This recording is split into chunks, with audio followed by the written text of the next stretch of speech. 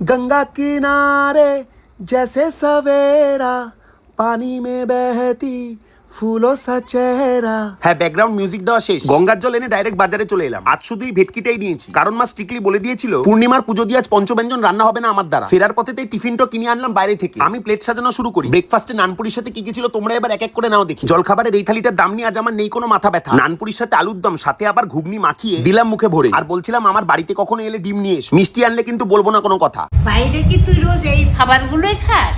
না না, তোর ভিডিওগুলো আমাকে একবার দেখা। কম কোথায়, দুপুরে 4-4টে পদ ছিল, দেখলাম খেতে বসে। শুরু করলাম এই পটল পাতুরি দিয়ে। আর মুসুর ডাল এরকম পেঁয়াজ পড়লে আমার মতো কার বেশি ভালো লাগে। টু কি দিও কমেন্টে এসে। আর ভুল করো না এটাকে চিতল মাছের মুইঠা ভেবে।